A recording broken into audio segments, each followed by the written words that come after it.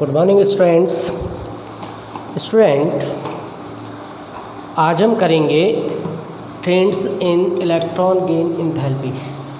Previous video में हमने electron gain enthalpy के बारे में पढ़ा था कि इलेक्ट्रॉन गेन एंथैल्पी क्या होती है। तो क्या होती है electron gain enthalpy? Electron gain enthalpy वो एनर्जी होती है जो किसी भी आइसोलेटेड गैसेस एटम में किसी एक इलेक्ट्रॉन को एंटर करवाने के लिए जो वो एटम एनर्जी रिलीज़ करता है वो उसकी क्या होती है? वो क्या होती है? इसकी इलेक्ट्रॉन गेन एंथैल्पी होती है। ठीक है बच्चों, तो इलेक्ट्रॉन गेन एंथैल्पी का मतलब क्या हो गया कि इलेक्ट्रॉन को आप क्या कर रहे हैं, एक इलेक्ट्रॉन को आप एंटर करवा रहे हैं किसी आइसोलेटेड गैसेस स्पीसीज में या किसी आइसोलेटेड गैसेस एटम में। एक इलेक्ट्रॉन को आप क्या करवा रहे हैं? एंटर करवा रहे हैं। वो है उसकी इलेक्ट्रॉन गेन एंथैल्पी। अब ये जो इलेक्ट्रॉन गेन एंथैल्पी है, इलेक्ट्रॉन गेन एंथैल्पी के जो ट्रेंड्स हैं, जो इम्पॉर्टेंट ट्रेंड्स हैं इलेक्ट्रॉन गेन एंथैल्पी के, वो क्या क्या है, अब इनके बारे में हम यहाँ पे डिस्कस करेंगे। ठीक है, तो सबसे पहला जो ट्रेंड्स यहाँ पे आता है वो ये आता है कि जो हैलोजेंस होते हैं, halogen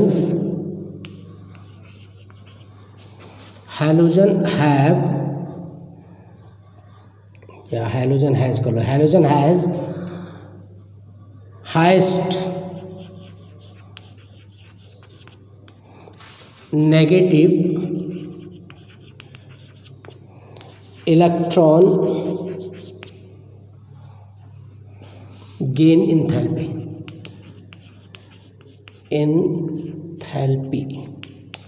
यानी जो हैलोजेंस होते हैं उनकी जो इलेक्ट्रॉन गेन एंथैल्पी होती है वो सबसे हाईएस्ट नेगेटिव होती है। तो halogen have the highest negative electron gain enthalpy. Halogens have highest negative electron gain enthalpy. तो हैलोजन की जो इलेक्ट्रॉन गेन एंथैल्पी होती है वो क्यों हाईएस्ट इलेक्ट्रोनेगेटिव होती है? अब देखो, अब इसको हम कैसे समझेंगे।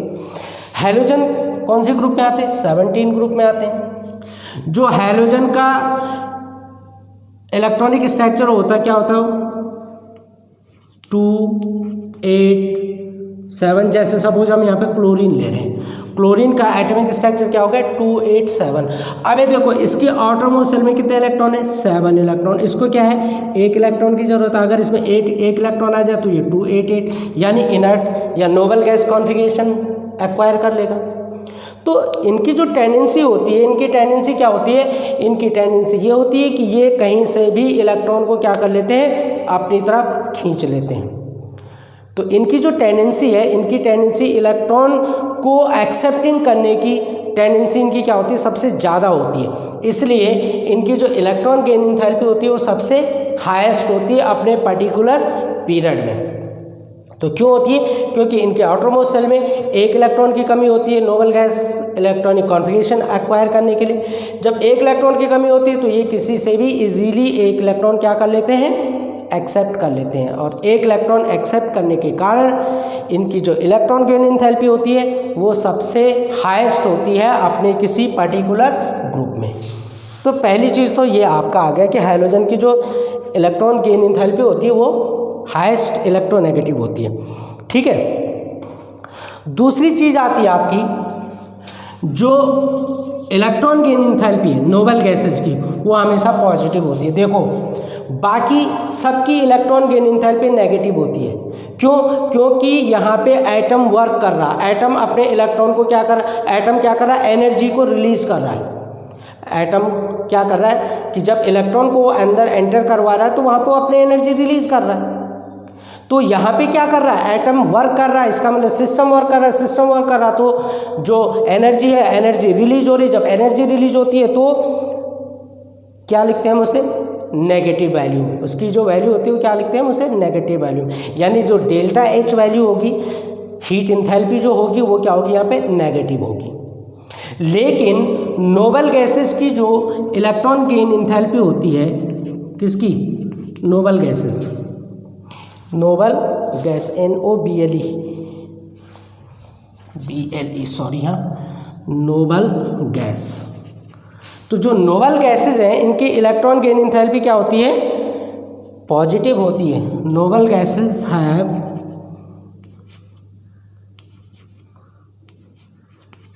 Positive electron gain enthalpy, positive electron gain enthalpy. अब ऐसा क्यों होता है कि जो नोबल गैसेज है उनकी जो इलेक्ट्रॉन गेन एंथैल्पी होती है वो क्या होती है? पॉजिटिव होती है। अब इसका क्या रीज़न है? अब ध्यान दो हम बच्चों, जो नोबल गैसेज होती हैं, नोबल गैसेज का जो आउटरमोस्ट इलेक्ट्रॉनिक कॉन्फ़िगरेशन होता है वो क्या होता है? कंप्लीट होता है। यानी अगर हम कोई भी नोबल गैस ले लें, जैसे सपोज हम नियोन ले रहे हैं, इसका एटॉमिक नंबर कितना होता है? 10 2 8। आउटरमोस्ट इलेक्ट्रॉनिक कॉन्फ़िगरेशन क्या है इसका? कंप्लीट है, 8 इलेक्ट्रॉन कंप्लीट है। ये इनर्ट फॉर्म में है, न तो अपना इलेक्ट्रॉन डोनेट करेगा न किसी से इलेक्ट्रॉन लेगा। अब क्या होता है कि अगर हम इसमें इलेक्ट्रॉन को एंटर करवा रहे हैं, ठीक है ना, इसका जो ऑर्बिटल है यानी इसके जो p ऑर्बिटल है, p ऑर्बिटल भी कम्प्लीटली फील्ड है, s ऑर्बिटल भी कम्प्लीटली फील्ड है। अगर हम और आगे बढ़े क्रिप्टन में या जीनॉन में तो इनके d और f ऑर्बिटल भी क्या होते हैं? कम्प्लीटली फील्ड होते हैं। तो कहीं भी इलेक्ट्रॉन को कहीं भी ये जगह नहीं होती कि उस पर्टिकुलर सेल में इलेक्ट्रॉन एंटर कर जाए। तो अब यहाँ पे क्या होता है कि यहाँ पे देखिए, यहाँ पे जो आपकी s ऑर्बिटल है, n लिखने की जरूरत है, यहाँ पे ns ऑर्बिटल, ये जो यहाँ पे s ऑर्बिटल है वो क्या है? कम्प्लीटली। s में कितने इलेक्ट्रॉन होते हैं? 2 इलेक्ट्रॉन। और p जो आपकी ऑर्बिटल है उसमें कितने इलेक्ट्रॉन है? 6 इलेक्ट्रॉन। ठीक है, 1s आपकी ये हो गई। अगर हम इसका इलेक्ट्रॉनिक कॉन्फ़िगरेशन लिखें तो क्या हो जाएगा? 1s2 2s2 and 2p6। अब ये देखो 1s completely field, 2s completely field, और p जो ऑर्बिटल है ये आपकी ये भी कम्प्लीटली फील्ड है, px py and pz, px और py। ये देखो 1s 2s एंड 2p। ठीक है, अब क्योंकि ये क्या है? सेकंड ग्रुप का एलिमेंट है, तो सेकंड ग्रुप में केवल क्या होती है? s और p ऑर्बिटल होती हैं। तो इसकी s ऑर्बिटल भी कंप्लीट है, p ऑर्बिटल कंप्लीट है। अगर आप अगले में चले जाएं तो वहाँ पे भी सेम वही चीज़ है। अब क्या है कि यहाँ पे n और s ऑर्बिटल कंप्लीटली फील्ड है, इसकी जो s और p ऑर्बिटल है उसकी कंप्लीटली फील्ड है। अब जब ये ऑर्बिटल कंप्लीटली फील्ड है तो अब यहाँ अगर हमें इलेक्ट्रॉन एंटर करवाना है तो हम इसमें इलेक्ट्रॉन एंटर नहीं करवा सकते। वहाँ पे क्या होता है? वो जो इलेक्ट्रॉन है वो अगली सेल में जंप कर जाता है। यानी इलेक्ट्रॉन जो जाएगा, अगर हम यहाँ एंटर करवाएंगे तो यहाँ पे देखो नियॉन की क्या है? 2 सेल है। जो नेक्स्ट इलेक्ट्रॉन आएगा वो तीसरी सेल में एंटर करेगा, यानी इस थर्ड सेल में एंटर करेगा, न कि इस इनर सेल में, यानी K और ये हो गई आपकी L। तो वो L सेल में एंटर नहीं करेगा। मैं नियॉन का केस ले रहा हूँ यहाँ पे, क्योंकि नियॉन में क्या है? K सेल L सेल है। तो K सेल में 2 इलेक्ट्रॉन आपके आ गए और L सेल में 1 2 3 4 5 6 7 8। L सेल भी क्या है? आपकी कंप्लीट है। तो जो इनकमिंग इलेक्ट्रॉन है वो किस में जाएगा? वो M सेल में जाएगा। कहाँ जाएगा? M सेल में, न कि K या L के ऑर्बिटल में। तो इसलिए यहाँ पे क्या होता है? जो इनकमिंग इलेक्ट्रॉन होता है वो क्या होता है? अगली सेल में जंप करता है, उस पर्टिकुलर सेल में नहीं जाता। तो जब अगली सेल में जंप करेगा तो उसके लिए हमें क्या करनी पड़ेगी? एनर्जी देनी पड़ेगी। तो यहाँ पे क्या होता है? यहाँ पे इलेक्ट्रॉन, यहाँ पे जो इनकमिंग इलेक्ट्रॉन इसके अंदर एंटर हो रहा है, वो इनकमिंग इलेक्ट्रॉन एंटर जब होता है तो वहाँ पे वो जो एटम है वो अपनी एनर्जी को रिलीज़ नहीं करता, क्योंकि यहाँ जब इलेक्ट्रॉन आ रहा है तो ये इलेक्ट्रॉन क्या है? अगली सेल में जंप कर रहा। अब अगली सेल का क्या एनर्जी लेवल ज़्यादा है भाई, K सेल का एनर्जी लेवल L से क्या है? कम है। तो सबसे कम एनर्जी लेवल K का होगा, फिर L का, फिर M का एनर्जी लेवल क्या होगा? सबसे ज़्यादा होगा। तो अब जो इनकमिंग इलेक्ट्रॉन है जो कि नेक्स्ट सेल में जा रहा है तो वो क्या करेगा? उसको हमें वहाँ एंटर करवाने के लिए क्या करनी पड़ेगी? बाहर से एनर्जी देनी पड़ेगी। देनी पड़ेगी नहीं देनी पड़ेगी? हमें बाहर से उसको एंटर करवाने के लिए एनर्जी देनी पड़ेगी। तो एक तरह से वो क्या होगी, उसकी वो आयनाइजेशन इंथैल्पी होगी, यानी यहाँ पे हमें क्या देनी पड़ रही है, उसको एंटर करवाने के लिए एनर्जी देनी पड़ रही। तो इसलिए नोबल गैसेस की जो इलेक्ट्रॉन गेन इंथैल्पी होती है वो पॉजिटिव होती है, क्योंकि जो इनकमिंग इलेक्ट्रॉन यहाँ आ रहा है इसको यहाँ एंटर करवाने के लिए हमें क्या देनी पड़ेगी, एनर्जी इसको देनी पड़ेगी। ठीक है, यानी एनर्जी क्या करेगा, एब्जॉर्ब करेगा, इसलिए इसकी जो इलेक्ट्रॉन गेन इंथैल्पी है वो क्या होती है, पॉजिटिव होती है। समझ गए। एक चीज़ और आती है यहाँ पे कि जैसे बेरिलियम हो गया, बोरोन हो गया, या नॉट बोरोन नहीं, बेरिलियम, मैग्नीशियम या फॉस्फोरस। ठीक है, sodium, phosphorus, beryllium, magnesium, nitrogen and phosphorus, इनकी जो इलेक्ट्रॉन गेन इंथैल्पी होती है वो लगभग क्या होती है, जीरो होती है, ऑलमोस्ट जीरो होती है। अब ऐसा क्यों कि इनकी electron gain enthalpy almost zero होती है। अब चलो सबसे पहले हम बेरियम में आते हैं। Atomic number 4 1s2 2s2, magnesium 12 1s2 2s2 2p6 and 3s2। Magnesium के बाद आ गया आपका nitrogen, atomic number 7 1s2 2s2 2p3, phosphorus 15 1s2 2s2 2p6 3s2 3p3। ठीक है, अब यहाँ पे देखो बेरिलियम में देखो क्या है, 1s2, क्या है 1s2। मैग्नीशियम में क्या है 3s2। अब ये देखो इनकी जो एस ऑर्बिटल है, आउटर एस ऑर्बिटल की जो मैक्सिमम कैपेसिटी होती है कितने इलेक्ट्रॉन की होती है, 2 इलेक्ट्रॉन की। ये एस ऑर्बिटल की, एस ऑर्बिटल की कैपेसिटी कितनी, 2 इलेक्ट्रॉन की। अभी देखो इनकी जो आउटर एस ऑर्बिटल है वो क्या है, कंप्लीटली फिल्ड है। तो कंप्लीटली फिल्ड होने के कारण ये क्या हो जाते हैं, इनर्ट हो जाते हैं। यानी अब अगर हमें यहाँ इलेक्ट्रॉन एंटर करवाने हो तो इनमें इलेक्ट्रॉन एंटर नहीं कर सकते। तो इसलिए इनकी जो इलेक्ट्रॉन गेन इंथैल्पी होती है वो ऑलमोस्ट जीरो होती है, सेम एज। अब ये देखो नाइट्रोजन में देखो P3, यानी कि जो p ऑर्बिटल है वो क्या है, हाफ फिल्ड है। Px Py एंड Pz क्या है, ये हाफ फील्ड है। तो हाफ फील्ड जो ऑर्बिटल होते हैं, हाफ फील्ड ऑर्बिटल क्या होते हैं, ज़्यादा स्टेबल होते हैं। हाफ या फुल फील्ड ऑर्बिटल जो होते हैं वो ज़्यादा स्टेबल होते हैं। तो ये क्या करते हैं, ये अगर यहाँ इलेक्ट्रॉन अगर इनमें पेयरिंग करें तो ये उनको क्या करते हैं, रिपेल करते हैं, उनको अपने साथ पेयरिंग नहीं होने देते। तो यही रीज़न है कि बेरिलियम, मैग्नीशियम और नाइट्रोजन, फॉस्फोरस की जो इलेक्ट्रॉन गेन इंथैल्पी होती है वो ऑलमोस्ट जीरो होती है। क्यों, बेरिलियम और मैग्नीशियम में जो एस ऑर्बिटल है वो कंप्लीटली फिल्ड होता है, तो वहाँ पे जो अपकमिंग इलेक्ट्रॉन है, अपकमिंग इलेक्ट्रॉन एंटर नहीं कर पाता। नाइट्रोजन और फास्फोरस के केस में क्या होता है कि उसकी जो p ऑर्बिटल है, p ऑर्बिटल क्या है, इनकम्प्लीट हाफ फील्ड है। p ऑर्बिटल क्या है, इनकी हाफ फील्ड है। तो यहाँ पे जो इंट्रैक्शन फोर्स है वो बहुत ज़्यादा होता है। यानी अगर हम इनमें इलेक्ट्रॉन एंटर करवाएं तो जो इंट्रैक्शन फोर्स होता है यहाँ पे वो बहुत ज़्यादा होता है। तो इसलिए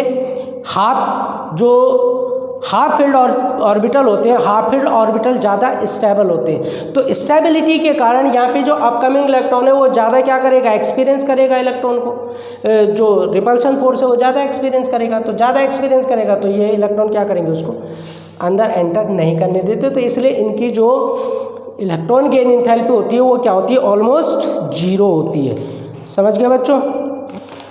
एक चीज़ और आती है यहाँ पे, जो फ्लोरीन है, फ्लोरीन की इलेक्ट्रॉन गेन इंथैल्पी क्लोरीन से कम होती है। जबकि जनरल ट्रेंड क्या चलता है कि जब हम टॉप टू बॉटम चलते हैं तो टॉप टू बॉटम चलने पे क्या होता है, अगर हम टॉप टू बॉटम चलें तो इलेक्ट्रॉन गेन इंथैल्पी डिक्रीज होती है। यानी फ्लोरीन की इलेक्ट्रॉन गेन इंथैल्पी क्या होनी चाहिए, सबसे ज़्यादा होनी चाहिए।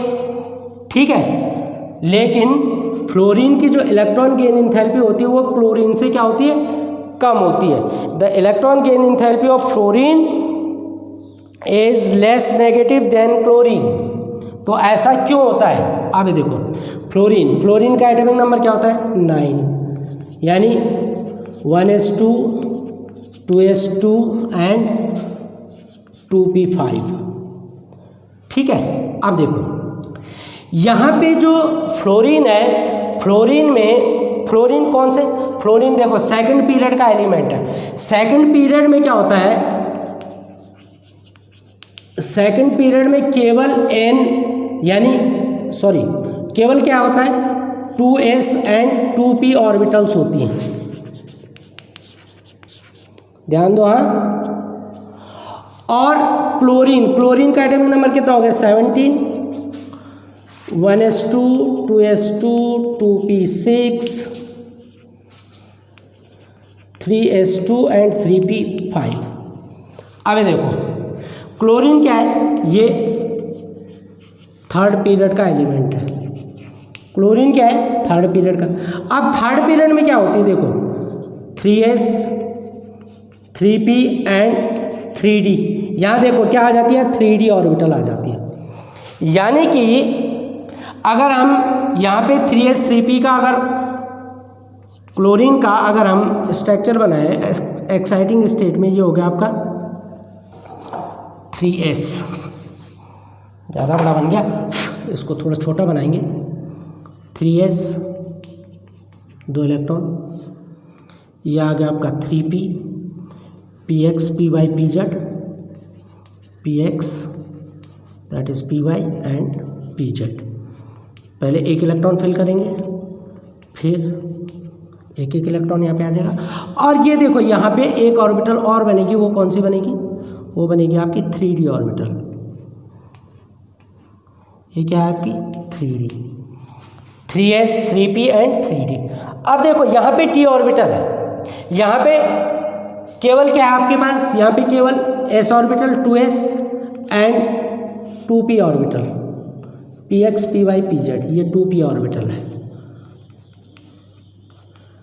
अब जब हम इसको एक्साइट करते हैं तो एक्साइट करने में क्या होता है कि जो क्लोरीन का इनकमिंग इलेक्ट्रॉन है, यानी जो अगर हम यहाँ पे इलेक्ट्रॉन गेन एंथैल्पी में अगर देखें तो यहाँ पे क्या होता है, फ्लोरीन में इंटर इलेक्ट्रॉनिक रिपल्शन बहुत ज़्यादा हो जाता है, क्योंकि साइज़ क्या है स्मॉल है। जो फ्लोरीन है, फ्लोरीन का साइज़ क्या होता है स्मॉल होता है। देखो फ्लोरीन में क्या है, 2 सेल है, 1 2 3 4 5 6 एंड 7। ये देखो जो इंटर इलेक्ट्रॉनिक रिपल्शन है, ठीक है, इंटर इलेक्ट्रॉनिक रिपल्शन क्या हो रहा है, इंटर इलेक्ट्रॉनिक रिपल्शन क्या हो रहा है, ज़्यादा हो रहा है, ठीक है ना। इलेक्ट्रॉन पे इंटर इलेक्ट्रॉनिक रिपल्शन ज़्यादा हो रहा है, तो इंटर इलेक्ट्रॉनिक रिपल्शन ज़्यादा होने के कारण ये देखिए आप, इंटर इलेक्ट्रॉनिक रिपल्शन यहाँ पे क्या हो रहा है, बहुत ज़्यादा हो रहा है, क्योंकि साइज़ क्या है इसका स्मॉल है। स्मॉल साइज होने के कारण इंटर इलेक्ट्रॉनिक रिपल्शन बहुत ज़्यादा है। तो अब अगर हमने यहाँ कोई इलेक्ट्रॉन एंटर करवाना है, अगर कोई इलेक्ट्रॉन हमने यहाँ एंटर करवाना है तो न्यूक्लियस का इफेक्टिव जो फोर्स है वो ज़्यादा होना चाहिए, ताकि ये इस पर लगे। तो तभी जब इफेक्टिव न्यूक्लियस चार्ज ज़्यादा होगा तभी यहाँ एंटर कर पाएगा। अब क्योंकि इलेक्ट्रॉन क्या कर रहे हैं, इसको रिपेल कर रहे हैं, इसको आने नहीं दे रहे, तो ये क्या है, न्यूक्लियस के इफेक्टिव न्यूक्लियस चार्ज को बहुत कम एक्सपीरियंस करता है, ठीक है। क्यों, क्योंकि इंटर इलेक्ट्रॉनिक रिपल्शन यहाँ पे क्या होता है, बहुत ज़्यादा होता है। और वो क्यों ज़्यादा होता है, क्योंकि साइज स्मॉल होता है। अब क्लोरीन के केस में देखिए, क्लोरीन में जो साइज है वो क्या हो जाता है, लार्ज हो जाता है, ठीक है। अब ये क्लोरीन है, ये क्लोरीन 1 2 3 4 5 6 7, ये क्लोरीन का न्यूक्लियस है।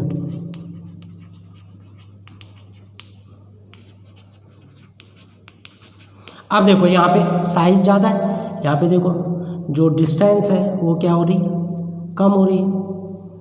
डिस्टेंस क्या हो रही है, कम हो रही है। तो रिपल्शन फोर्स क्या हो रहा, रिपल्शन फोर्स भी क्या हो रहा, कम हो रहा, ठीक है ना।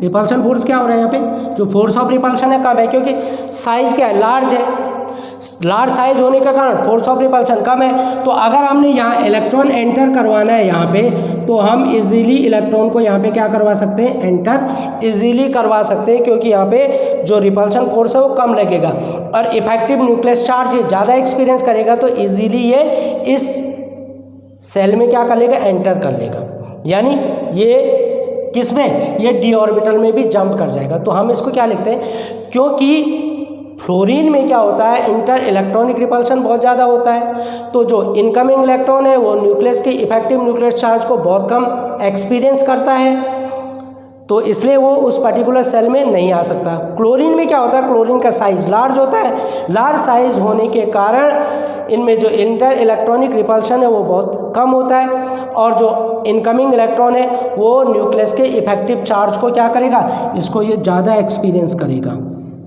समझ रहे हो। तो ज़्यादा एक्सपीरियंस करेगा तो ये इलेक्ट्रॉन इजीली यहाँ एंटर कर जाएगा। तो यही रीज़न है कि क्लोरीन की जो इलेक्ट्रॉन गेन इंथैल्पी होती है वो फ्लोरीन से ज़्यादा होती है। याद रखना इस चीज़ को, ये बहुत इंपॉर्टेंट प्रॉपर्टी है इसकी। अगर हम इलेक्ट्रॉन गेन इंथैल्पी का वेरिएशन देखें किसमें, पीरियड और ग्रुप में, तो देखिए पीरियड में जैसे जैसे हम लेफ्ट टू राइट चलते हैं, पीरियड में इलेक्ट्रॉन गेन इंथैल्पी क्या होती है, इलेक्ट्रॉन गेन इंथैल्पी इंक्रीज होती है। क्यों इंक्रीज होती है, क्योंकि जैसे जैसे इफेक्टिव न्यूक्लियस चार्ज बढ़ता है वैसे वैसे जैसे जैसे इफेक्टिव न्यूक्लियस चार्ज बढ़ता है वैसे वैसे इलेक्ट्रॉन गेन इंथैल्पी भी क्या होती है, बढ़ती है। तो इसलिए इलेक्ट्रॉन गेन इंथैल्पी पीरियड में क्या होती है, इंक्रीज होती है। और ग्रुप में अगर हम टॉप टू बॉटम चलें, इन ग्रुप में क्या होती है, साइज इंक्रीज होता है। तो साइज इंक्रीज होने पे इलेक्ट्रॉन गेन इंथैल्पी क्या होती है, डिक्रीज होती है, समझ रहे हो। तो पीरियड में इलेक्ट्रॉन गेन इंथैल्पी इंक्रीज होती है क्योंकि इफेक्टिव न्यूक्लियस चार्ज इंक्रीज होता है, वो इलेक्ट्रॉन को अपनी तरफ खींचता है, पुल करता है। और टॉप टू बॉटम चलते हैं हम, साइज इंक्रीज होता है, साइज इंक्रीज होता है तो न्यूक्लियस से जो इफेक्टिव न्यूक्लियस, जो न्यूक्लियस से डिस्टेंस है वो इंक्रीज होती है। तो इफेक्टिव न्यूक्लियस चार्ज जो आउटरमोस्ट इलेक्ट्रॉन है वो बहुत कम एक्सपीरियंस करता है। तो इसलिए इलेक्ट्रॉन गेन इंथैल्पी ग्रुप में टॉप टू बॉटम जब हम चलते हैं तो डिक्रीज होती है और लेफ्ट टू राइट चलने पे इंक्रीज होती है। समझे बच्चों। तो ये आपका इलेक्ट्रॉन गेन इंथैल्पी था, इसमें जो ट्रेंड्स के वेरिएशन थे ये आपको मैंने बता दिए हैं। और अब यहाँ पे दो चीज़ें और रह गई, एक इलेक्ट्रॉन नेगेटिविटी रह गया और दूसरा रह गया आपका, दूसरी चीज़ आती है आपकी वैलेंसी। तो इन दोनों को भी करेंगे हम, इनमें क्या वेरिएशन आते हैं, और जब ये हो जाएंगे तो आपका चैप्टर यहाँ पे कंप्लीट हो जाएगा। ठीक है बच्चों, okay, till then good bye.